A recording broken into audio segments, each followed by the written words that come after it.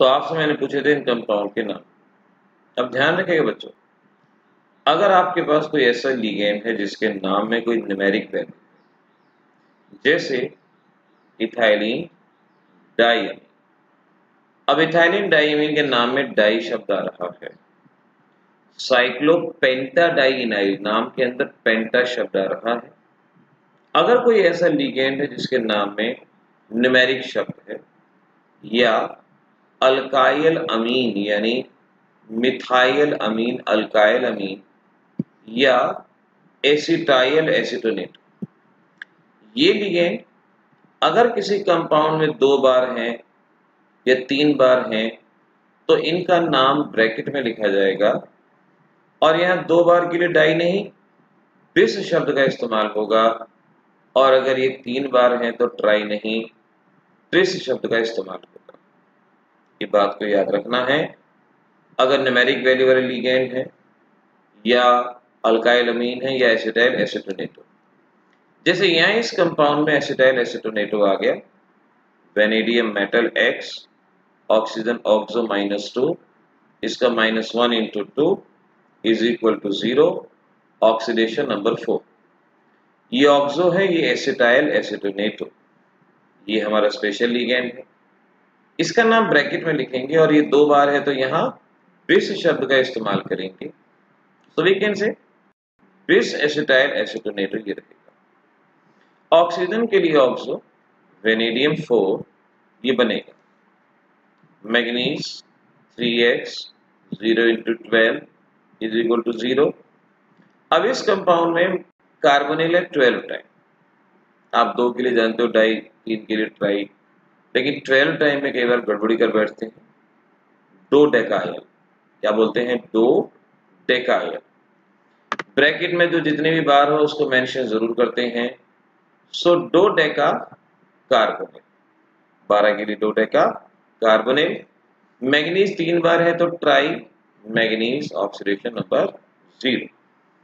तो ये मैंने आपको कंपाउंड दे रहा था कुछ वो बहुत फेमस कंपाउंड, उसका नोमेनक्लेचर भी अब आप यहाँ पर कर चुके हैं। अब ये कुछ क्वेश्चन है ट्राई करने के लिए। How many ions produce from the complex, splitting के हिसाब से आप जानते ही हो, अगर ये टूटेगा तो यहाँ पर ये अलग जाएगा और बाहर वाली स्पीशीज अलग। कितने आयन मिले टोटल, 3। जवाब हो गया। Arrange the following with highest magnetic moment, कैसे करोगे, सेंट्रल मेटल का ऑक्सीडेशन नंबर निकालोगे, और जिसके पास नंबर ऑफ अनपेड इलेक्ट्रॉन ज्यादा होंगे उसका मैग्नेटिक मोमेंट ज्यादा होगा। जैसे पहले केस में आएगा क्रोमियम +3। अब क्रोमियम +3 का कॉन्फ़िगरेशन आपको पता होना चाहिए। कॉन्फ़िगरेशन होगा इसका 1s2 2s2 2p6 3s2 3p6 and 3d3, यानी डी सब शेल में है। यहाँ पर इसके पास 3 अनपेड इलेक्ट्रॉन, 3। आयरन आएगा ये आयरन +2, और आयरन +2 का configuration 1s2 2s2 2p6 3s2 3p6 3d6, और D6 के अंदर अगर आप कॉन्फ़िगरेशन लिखेंगे 1 2 3 4 5 6, 4 अनपेड इलेक्ट्रॉन, यहाँ थे 3 और यहाँ 4। Zinc +2 configuration 1s2 2s2 2p6 3s2 3p6 3d10 4s0, 0 unpaired electron है। तो सबसे ज्यादा अनपेड इलेक्ट्रॉन किसके पास है, आयरन के पास, तो इसका मैग्नेटिक मोमेंट सबसे ज्यादा होगा। तो ये क्वेश्चन भी देखने में लगते हैं बच्चों बड़े क्वेश्चन, लेकिन अगर सॉल्व करके देखोगे बिल्कुल मुश्किल नहीं है, बहुत आसानी से सॉल्व होते हैं। ऑक्सीडेशन नंबर को, और देखिए ये एनसीईआरटी में से उठाए गए हैं question. These are question from the NCERT book.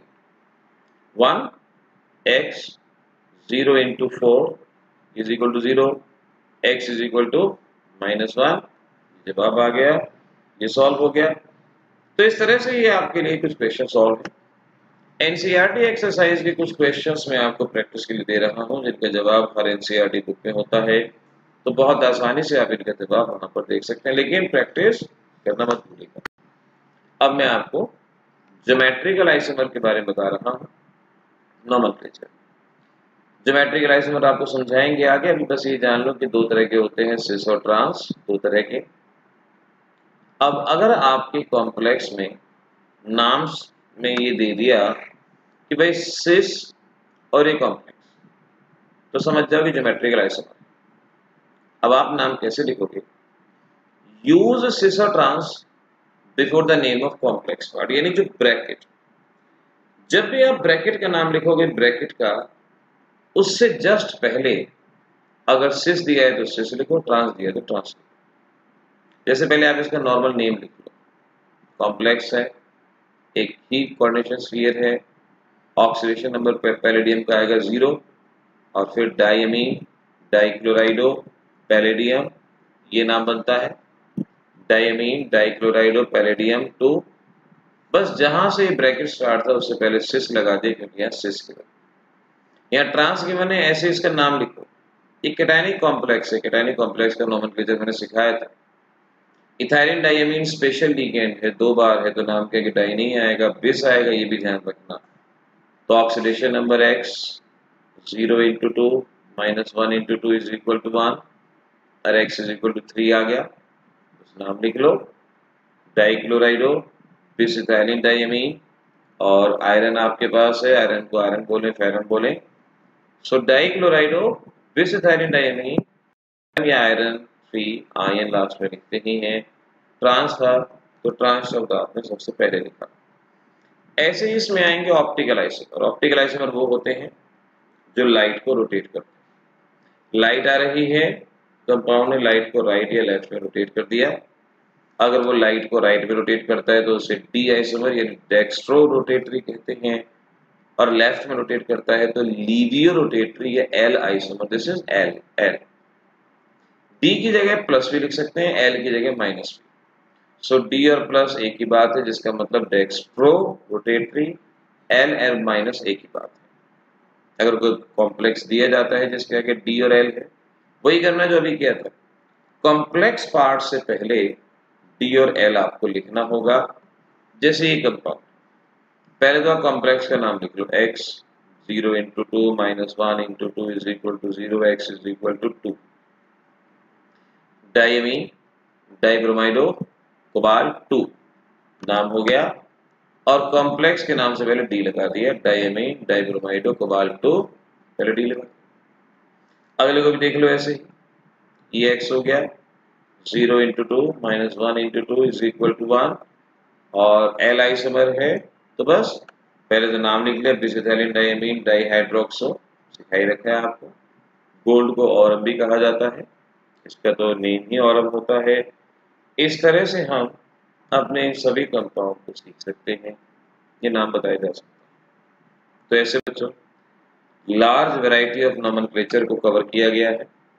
आपकी प्रैक्टिस के लिए कंपाउंड दिए जा रहे हैं, वीडियो पॉज करके इनका नाम लिखिएगा। इनके सॉल्यूशन भी आपको यहाँ पर दिए जा रहे हैं।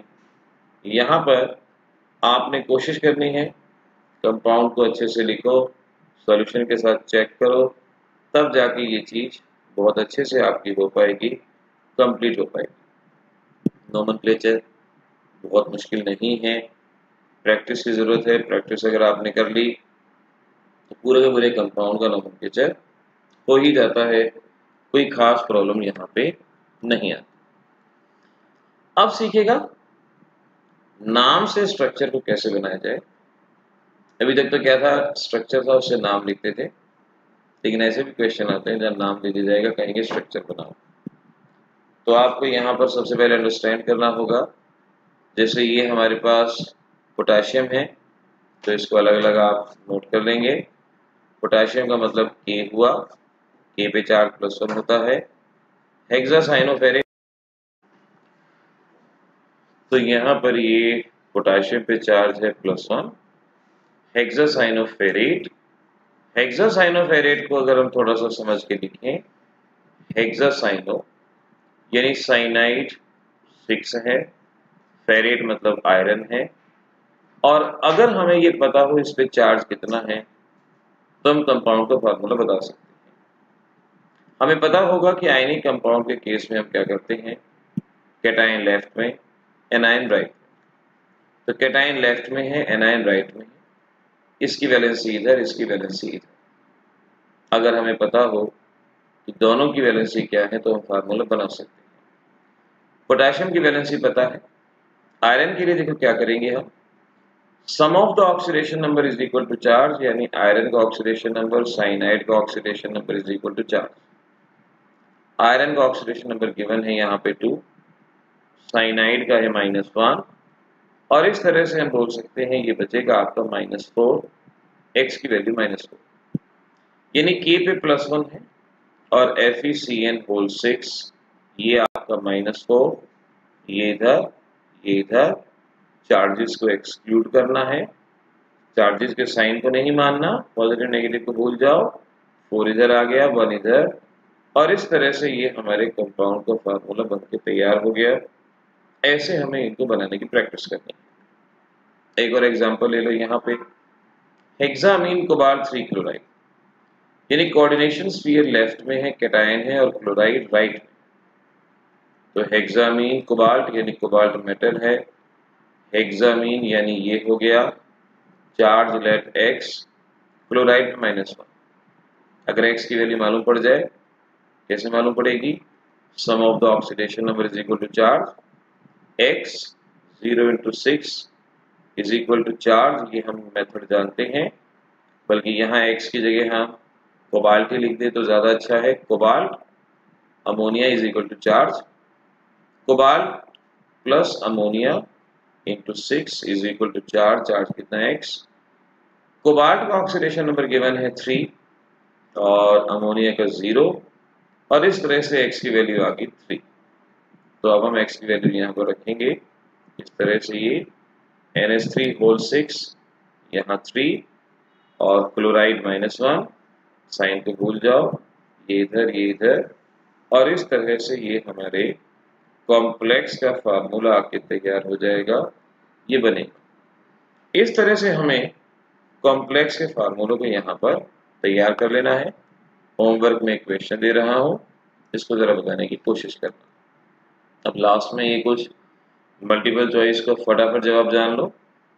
What is the oxidation number of chromium in, compound आपको गिवन है, क्रोमियम का ऑक्सीडेशन नंबर निकालने की आपको कोशिश करनी है। तो मेथड वही 0 × 4 -1 × 2 -1 कितना आएगा, सॉल्व करके 3, ऑप्शन नंबर बी ये करेक्ट हो गया।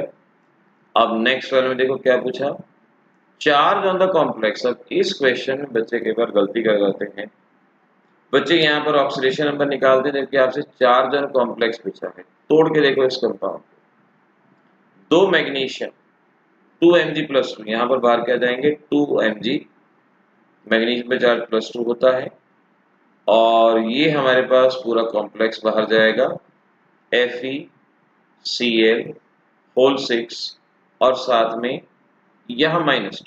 देखो देखने में ये दिख रहा है, इसका चार्ज ये लिखा हुआ है और इसका यहाँ लिखा हुआ है, लेकिन क्योंकि मैग्नीशियम पे चार्ज +2 होता है तो हम इस बात को इस तरह से मान के आगे बढ़ेंगे, इस तरह से मान के हमें आगे बढ़ना होगा कि यहाँ पर जो चार्ज रहा होगा वो आपका 4, देखो ये ऐसे FeCl6 क्योंकि एक्चुअल में मैग्नीशियम पे होता है +2 जब वहां लिखेंगे तो यहाँ आएगा, यहाँ पर 4 मानेंगे तभी 2 से 2 ये कैंसिल आउट होगा और ये बनता है Mg2 FeCl6, ये हमारे पास फॉर्म होता है। तो इस कोऑर्डिनेशन स्फीयर पे एक्चुअल में चार्ज कौन सा होगा, -4, ये चार्ज आएगा। ये फार्मूला मान के इसको आप स्प्लिट करके देखेंगे तो आपके पास जवाब आ जाएगा कि आपके कॉम्प्लेक्स पे चार्ज कितना है, ये जवाब वहां से आ पाएगा। अगले क्वेश्चन की तरफ बढ़ो, how many d electrons are in cobalt, cobalt में कितने d इलेक्ट्रॉन हैं ये आपसे पूछा गया है। ऑक्सीडेशन नंबर निकाल लो, 1 × 3 -1 × 6 0, x is equal to 3। Cobalt का एटॉमिक नंबर 27 होता है, अगर कोबाल्ट +3 है तो इसका कॉन्फ़िगरेशन हो जाएगा 3d6। ये कॉन्फ़िगरेशन d में कितने इलेक्ट्रॉन आ गए 6, तो ये आपका जवाब यहाँ पे आ जाएगा। The next one, what is the ligands in this compound? Compound में लिगेंड्स कौन है? लिगेंड वही है जो ब्रैकेट में मेटल के साथ लिखे गए हैं। तो जवाब क्या हो गया? साइनाइड। ये लिगेंड यहाँ पे प्रेजेंट है। और लास्ट क्वेश्चन इस टाइप का अब हम यहाँ पर देख लेते हैं।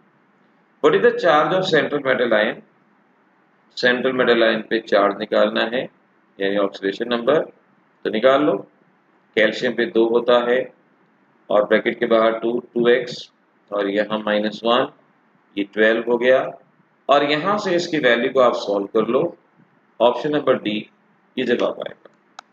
तो यहाँ पर हमारा नॉमेनक्लेचर पूरी तरह से फिनिश होता है। नॉमेनक्लेचर के अंदर जो मल्टीपल चॉइस थे, जो वैरायटी थी, वो यहाँ कर चुके हैं। अब अगली क्लास के अंदर हम आइसोमेरिज्म के बारे में बात करेंगे, मिलेंगे। तो बच्चों आज हम इस क्लास के अंदर सीखेंगे आइसोमेरिज्म के बारे में। इस कंपाउंड के हम ये कहें कि कोऑर्डिनेशन कंपाउंड के चैप्टर के अंदर क्वेश्चन या तो नोमेनक्लेचर में से, या आइसोमेरिज्म में से, या स्ट्रक्चर फॉर्मेशन में से। नोमेनक्लेचर के पूरे कंसेप्ट को आपने अच्छे से फिनिश कर लिया है। अब बारी है आइसोमेरिज्म की और इसके कंसेप्ट की। देखिए, आइसोमेरिज्म को समझने के लिए सबसे पहले तो इसकी डेफिनेशन जान लो। आइसोमर्स का मतलब है कंपाउंड जिनका मॉलिक्यूलर फार्मूला सेम होता है लेकिन स्ट्रक्चर डिफरेंट होता है। जिनका मॉलिक्यूलर फार्मूला सेम है और किसी भी तरह से स्ट्रक्चर में कोई भी चेंज हो, उसे आइसोमेरिज्म कहा जाता है। कंपाउंड्स को आइसोमर कहा जाता है। 2 तरह के आइसोमर आपको पढ़ने होते हैं। एक, जिन्हें कॉन्स्टिट्यूशनल या स्ट्रक्चरल आइसोमर के नाम से पहचानते हैं। दूसरे, जिन्हें हम स्टीरियो आइसोमर, ज्योमेट्रिकल और ऑप्टिकल आइसोमर के नाम से पहचानते हैं। तो कॉन्स्टिट्यूशनल को स्ट्रक्चरल कहते हैं। स्टीरियो के 2 एग्जाम्पल है, ज्योमेट्रिकल और ऑप्टिकल। पूरे नाम को इस तरह से याद रखा जाएगा। पहले हम यहाँ पर बात करने वाले हैं स्ट्रक्चरल आइसोमर्स की, किस तरह से बनाना है। देखिए, इसका कोई फार्मूला नहीं होता कि आपको कोई स्ट्रक्चर दिखाया और आपने बता दिया कि इसके 3 बनेंगे, 4 बनेंगे, 6 बनेंगे, 8 बनेंगे। नहीं, बिल्कुल नहीं। आपको इनके स्ट्रक्चर बना के देखने होंगे, तभी आप इनके बारे में प्रेडिक्शन कर पाएंगे। सबसे पहले मैं बात करता हूँ यहाँ पर आयनाइजेशन आइसोमर्स की। स्ट्रक्चरल आइसोमर्स के अंदर पहला आइसोमर है आयनाइजेशन आइसोमर या आयोनाइजेशन आइसोमेरिज्म। इसको जरा समझने की कोशिश कीजिएगा। देखिए, यहाँ पर मैं ये कहता हूँ, ये ऐसे कंपाउंड हैं जिनका मॉलिक्यूलर फार्मूला सेम है, लेकिन जब इनको स्प्लिट किया जाता है ये डिफरेंट आयंस देते हैं। इन्हें आयनाइजेशन आइसोमर कहा जाता है। इनका फार्मूला सेम है और जब इनको स्प्लिट करते हैं, जैसे देखिए ये हमारे पास फर्स्ट कंपाउंड है। अब इस फर्स्ट कंपाउंड को जब स्प्लिट किया जाएगा, मैंने आपको स्प्लिटिंग अच्छे से सिखा रखी है कि ब्रैकेट अलग चला जाता है और ब्रैकेट के बाहर वाली चीज अलग। तो यहाँ पॉजिटिव, Cl नेगेटिव, और यहाँ भी देख सकते हैं CO NH3 होल 5 + 1 नेगेटिव। तो यहाँ समझना होगा इस चीज को आपको कि फर्स्ट केस में cobalt same, ammonia same, bromine same, chlorine same, लेकिन पहले वाला कंपाउंड आयनाइजेशन पे क्लोराइड दे रहा है और दूसरे वाला ब्रोमीन। आपको यहाँ पर वांटो फैक्टर निकालना है। सॉल्यूशन चैप्टर में हम वांटो फैक्टर पढ़ते हैं। वांटो फैक्टर को सिंपलेस्ट वे में जान लो, कितने आयंस मिलते हैं। एक हमें ये कॉम्प्लेक्स आयन मिलता है और एक क्लोराइड, तो वांटो फैक्टर 2, और यहाँ भी वांटो फैक्टर 2 हो जाएगा। इसके बाद आपको डिस्टिंग्विशिंग टेस्ट आना चाहिए। डिस्टिंग्विशिंग टेस्ट, कुछ रेडिकल्स के मैं डिस्टिंग्विशिंग टेस्ट करूँगा।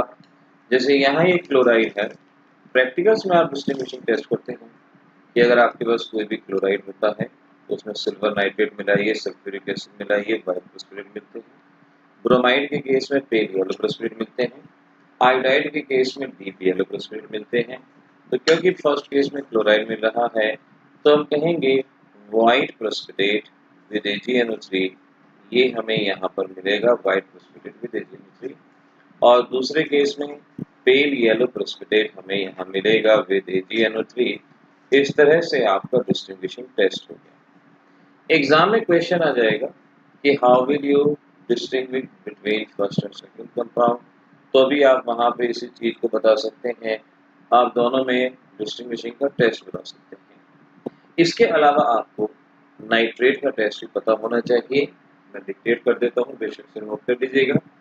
नाइट्रेट के लिए क्या करते हैं, एक टेस्ट ट्यूब में नाइट्रेट का सैंपल, फ्रेशली प्रिपेयर्ड FeSO4 और टेस्ट ट्यूब की साइड वॉल से कंसंट्रेटेड H2SO4।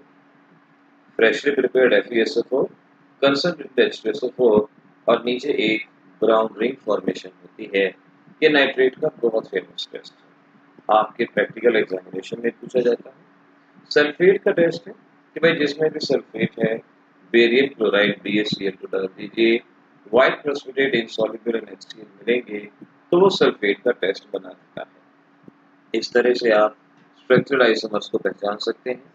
स्ट्रक्चरल आइसोमर्स के अंदर आयनाइजेशन आइसोमर कहाँ कहाँ किस किस कंपाउंड में बनेगा ये भी जानना जरूरी है। तो यहाँ मैं आपको ये हिंट दे रहा हूँ कि अगर आपके कंपाउंड में इनमें से कोई स्पीसीज ब्रैकेट के अंदर और ब्रैकेट के बाहर, इनमें से कोई स्पीसीज ब्रैकेट के अंदर और ब्रैकेट के बाहर दोनों हैं तो आयनाइजेशन आइसोमर बनेगा, वरना नहीं। जैसे यहाँ ब्रोमीन, ब्रोमीन, क्लोरीन, क्लोरीन, एक स्पीसीज ब्रैकेट के अंदर है और एक स्पीसीज ब्रैकेट के बाहर है।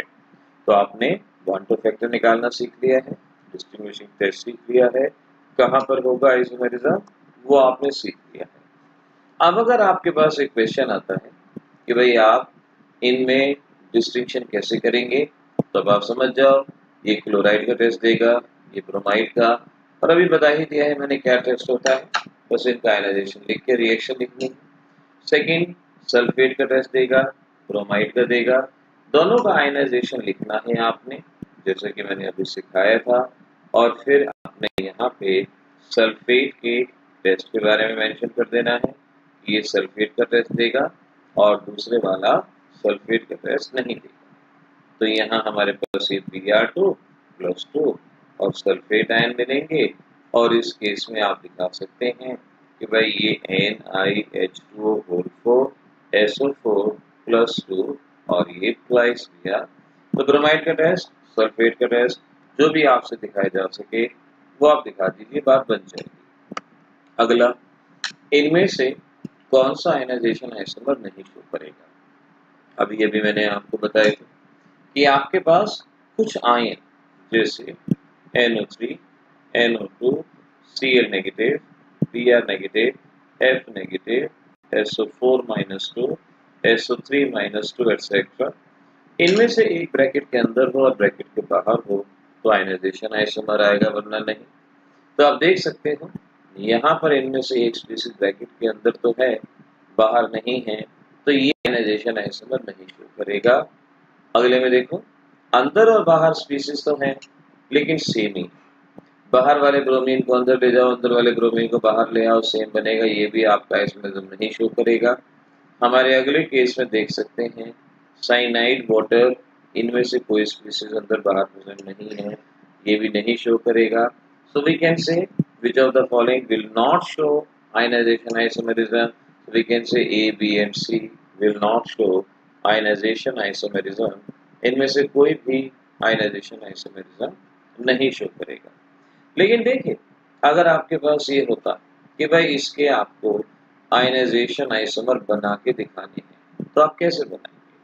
आपको जो भी कंपाउंड दिया गया है पहले तो उसमें कंडीशन देखो, क्या उसके अंदर इनमें से कोई स्पीसीज प्रेजेंट है या नहीं है, एक ब्रैकेट के अंदर एक ब्रैकेट के बाहर। हमने देखा बिल्कुल है, तो क्या करो, एक्सचेंज करो, बाहर वाली स्पीसीज अंदर ले आओ, अंदर वाली स्पीसीज बाहर ले जाओ, और इस तरह से आप देख पाएंगे ये इनके आयनाइजेशन आइसोमर फॉर्म हो पाएंगे। तो इस तरह से कहाँ आयनाइजेशन आइसोमर बनना है, क्या डिस्टिंग्विशिंग टेस्ट है, ये सभी चीजें हम यहाँ से अच्छे से याद कर लेंगे। हमारे पास अगली कैटेगरी है सॉल्वेट और हाइड्रेट आइसोमर। देखो चीजों को पढ़ते जाओ लेकिन डिटेल में पढ़ लो, 2-4 क्वेश्चन सॉल्व कर लो, टॉपिक अपने आप में बढ़िया हो जाता है। दे possess similar molecular formula. They possess similar molecular formula but differ in number of water molecule.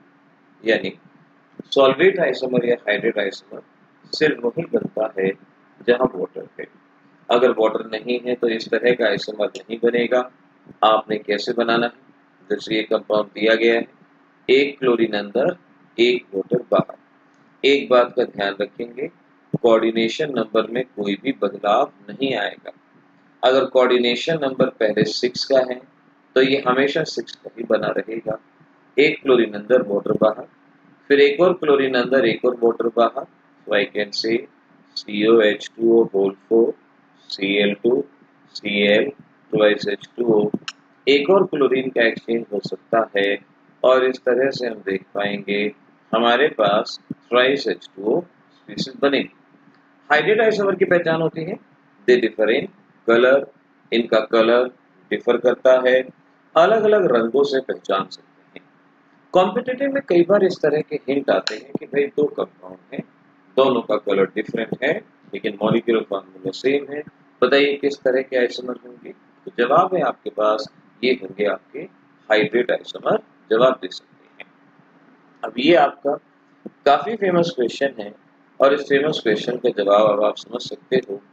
Aqueous copper sulphate solution give green precipitate with aqueous potassium fluoride. अगर किसी भी सॉल्यूशन का कलर बदलता है तो वहां पर जरूर लिगेंड्स के अंदर कुछ ना कुछ बदलाव आता है। कॉपर सल्फेट सॉल्यूशन को इस तरह से रिप्रेजेंट किया जाता है और यहाँ पर हमने फ्लोराइड को ऐड किया, फ्लोराइड अंदर, वाटर बाहर, यानी जब कभी भी वाटर मॉलिक्यूल अंदर बाहर जाएंगे हाइड्रेट आइसोमर टाइप चीज बनेगी तो कलर बदलेगा, क्योंकि इसके अंदर कलर बदला है तो इसका मतलब ये हाइड्रेट नहीं है। अगले में देखो, a bright green solution with aqueous potassium chloride, अगर आपके पास पोटेशियम क्लोराइड है ये भी वाटर को रिप्लेस करेगा। तो कभी भी अगर इस तरह का क्वेश्चन रहेगा कि कलर बदलता है तो वहां समझ जाइएगा कि कहीं ना कहीं हाइड्रेट आइसोमर का जिक्र जरूर हुआ है, वाटर का रिप्लेसमेंट जरूर हुआ है। इस तरह से अब हमारे पास अगला है लिंकेज आइसोमर। आगे बढ़ते वक्त याद इस बात को जरूर रखना कि हर एक आइसोमरिज्म की क्या कंडीशन थी। आयनाइजेशन आइसोमर के अंदर आपको सिखाया था कि भाई उसके दौरान कुछ पर्टिकुलर स्पीसीज हैं, अगर उनमें से एक आयन ब्रैकेट के अंदर है, ब्रैकेट के बाहर है तो बनता है, नहीं बनता अदरवाइज। हाइड्रेट आइसोमर में क्या था, वाटर होना चाहिए, वाटर है तो ठीक है वरना नहीं है। लिंकेज आइसोमर के अंदर क्या होगा, पहचान है एम्बिडेंटेट लिगेंड का होना। आपके कंपाउंड में एम्बिडेंटेट कौन कौन से होते हैं, साइनाइड का एम्बिडेंटेट आइसोसाइनाइड, NO2 का एम्बिडेंटेट ONO, CNO का एम्बिडेंटेट NCO, ऐसे ही CNS का एम्बिडेंटेट NCS। इस तरह से ये चार याद करने हैं। देखना, compound having similar molecular formula but differ in structure due to the presence of ambidentate ligand. अब इस कंपाउंड को गौर कीजिए, क्या इसके अंदर आयनाइजेशन आइसोमर्स की कंडीशन है? क्या वो सभी आयन जो मैंने आपको बताए थे ब्रैकेट के अंदर बाहर हैं? नहीं। क्या इसके अंदर हाइड्रेट आइसोमरिज्म की कंडीशन है, वाटर है इसके अंदर? नहीं है। क्या लिंकेज की कंडीशन है, लिंकेज की क्या है, एम्बिडेंटेट। हाँ जी, दिख तो रहा है एम्बिडेंटेट, तो क्या करोगे, CN को क्या लिख दोगे, NC, आइसोसाइनाइड बन गया आपका एम्बिडेंटेट लिगेंड। ऐसे ही अगर यहाँ पर आपको कुछ इस तरह से स्पीशीज दी जाती NO2 होल 6 माइनस 4, तो आप क्या करते हैं, NO2 का एम्बिडेंटेट मैंने ये ऊपर बता रखा है FeONO होल 6 माइनस 4, ये एम्बिडेंटेट लिगेंड बन जाता है। एम्बिडेंटेट में कलर तो नहीं बदलता लेकिन शेड में बदलाव आता है, जैसे एक लाइट रेड एक डार्क रेड, एक लाइट येलो एक डार्क येलो, एक लाइट ग्रीन एक पिस्ता ग्रीन, इस तरह के कलर वहां पे शेड में बदलाव जरूर आ सकता है। तो बात करते करते आइसोमेरिज्म हमें याद हो जाता है, कोऑर्डिनेशन आइसोमेरिज्म। अब ये कहाँ होता है, ये होता है डबल कॉम्प्लेक्स के केस में, जहां डबल कॉम्प्लेक्स है। डबल कॉम्प्लेक्स का मतलब जहां कैटायन एनायन दोनों ही कॉम्प्लेक्स हैं, यानी इस तरह का से कॉम्प्लेक्स होगा, ये कॉम्प्लेक्स है कैटायनिक पार्ट, ये एनायनिक, दोनों ही ब्रैकेट में बंद, और हम यहाँ ये कहते हैं these isomers differ in distribution of ligands in coordination sphere। यानी डबल कॉम्प्लेक्स है और लिगेंड्स की डिस्ट्रीब्यूशन में फर्क है। जैसे ये देखिए COCN होल 6 FeCO होल 5, ये एक इकलौता कंपाउंड है, अकेला कंपाउंड। पुराने जमाने में क्या करते थे, यहाँ लिगेंड्स की पोजीशन बदलते थे, लेकिन अब हम सिर्फ और सिर्फ मेटल की पोजीशन बदलते हैं और अपने आइसोमर को फॉर्म करते हैं, आयरन इधर और कोबाल्ट इधर, और इस तरह से हम देख पाएंगे कि हमारा कंपाउंड फॉर्म पहले साइनाइड कोबाल्ट के साथ थे, अब साइनाइड आयरन के साथ हैं। So they differ in distribution of ligands. ये हमारे पास केस बन गया।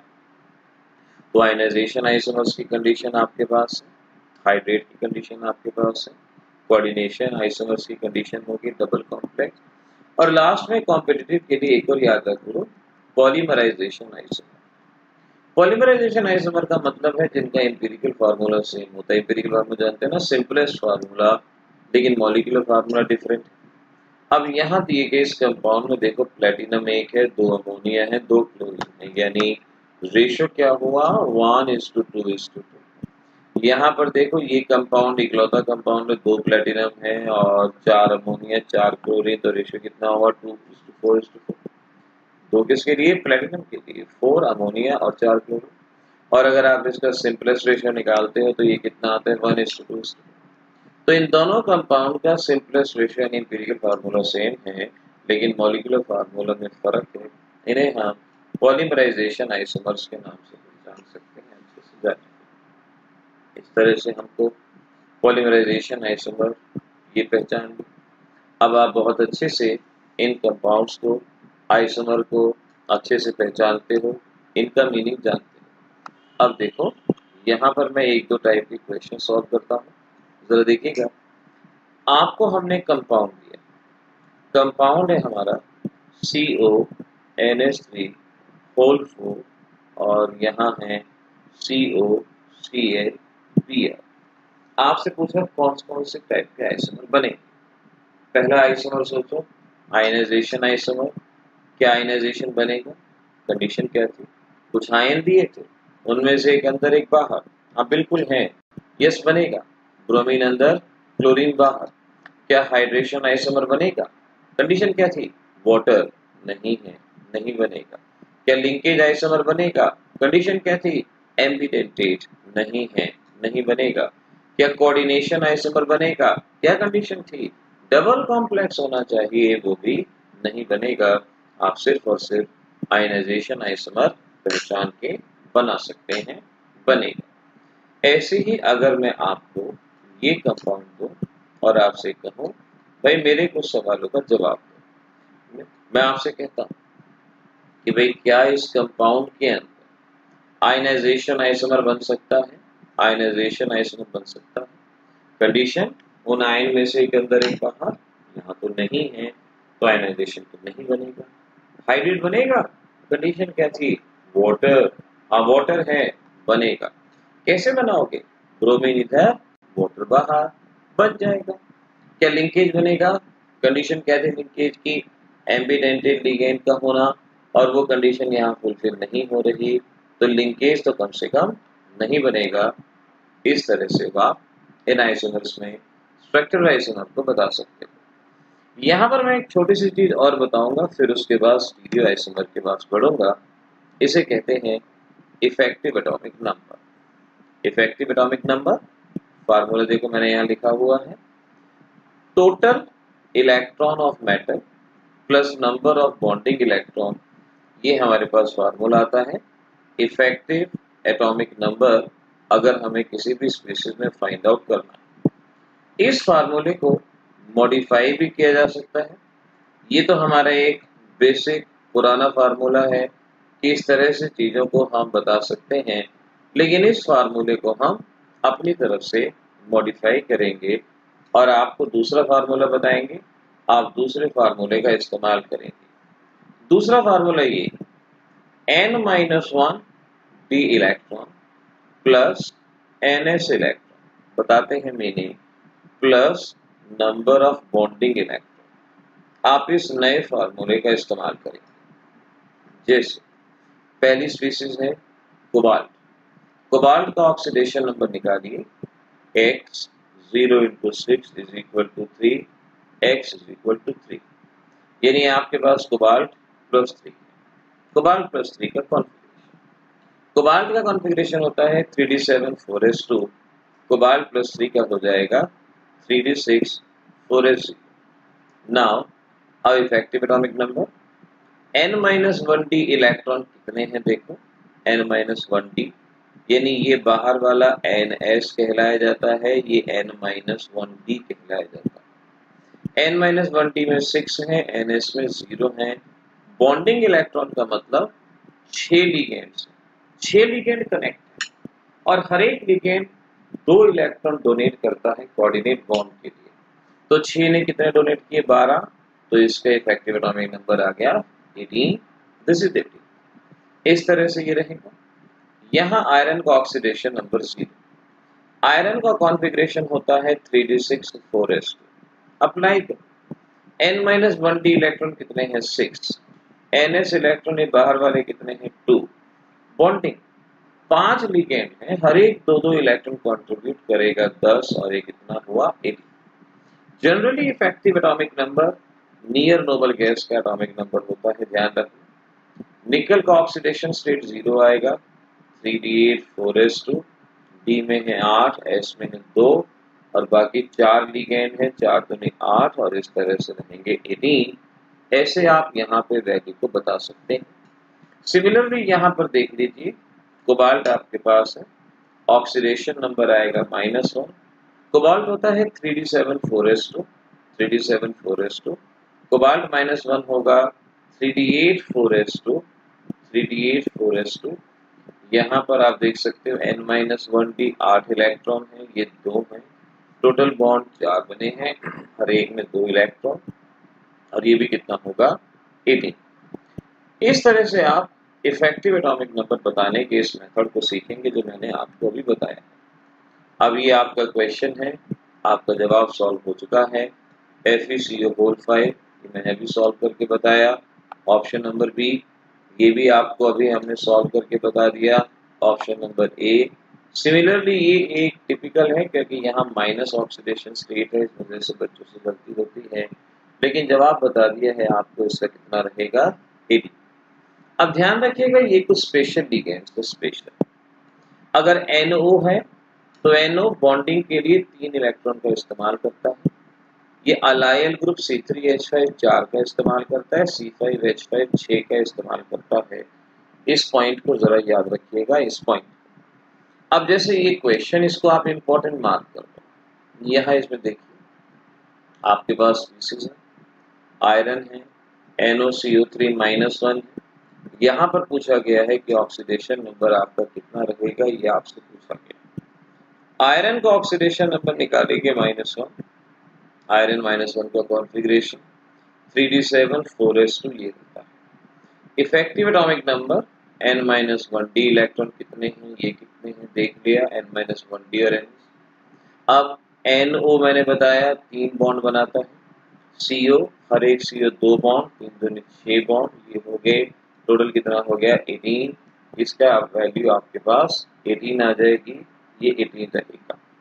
ऐसे ही अगला है, यहाँ पर कोबाल्ट का एटॉमिक नंबर C5H5, इसे कहते हैं C5H5 और इसके लिए मैंने बताया था ये 6 बॉन्ड बनाता है, 6 बॉन्ड ये बनाता है। कोबाल्ट आपके पास है, ऑक्सीडेशन नंबर 0, तो cobalt 3d7 4s2, effective atomic number 7+2। ये बेंजीन रिंग बनाएगा 6 बॉन्ड और यहाँ है 2-2 यानी 4, तो कितना हुआ आप अंदाजा लगा लो। आपके पास जवाब यहाँ पर आराम से आएगा, ध्यान से देखना, 7+2 और ये बेंजीन रिंग ये आपके 6 बॉन्ड बना रहा है और 2-2 यहाँ है, 6 और 2 8 और 2 10 और 7 और 2 ये 9 आपके पास रहता है। और इस तरह से आपने सॉल्व कर दिया 19, ये आपका जवाब यहाँ पर आएगा। C5H5 के ऊपर कई बार हम +1 चार्ज भी मान लेते हैं और +1 चार्ज अगर हम मान लेंगे तो हम इसको मान सकते हैं कि इसका ऑक्सीडेशन नंबर 18 में, लेकिन यहाँ हम इसको न्यूट्रल मान के आगे बढ़ रहे हैं। हम कहते हैं इसमें चार्ज 0 है। चार्ज वैसे तो मेंशन होना चाहिए साइक्लोपेंटाडाइनाइल पे, अगर मेंशन नहीं है आप 0 मान लेंगे, जवाब कितना आएगा। लेकिन जहाँ मेंशन होता है वहाँ जवाब 18 भी आता है, लेकिन वहाँ पे चार्ज मेंशन, लेकिन हमने इसको क्या माना है? न्यूट्रल, और न्यूट्रल मान के हमने यहाँ पर अपना जवाब दिया है। तो आइसोमेरिज्म हो गया, इफेक्टिव एटॉमिक नंबर हो गया। अब बारी होगी ज्योमेट्रिकल आइसोमर्स की, जिसको हम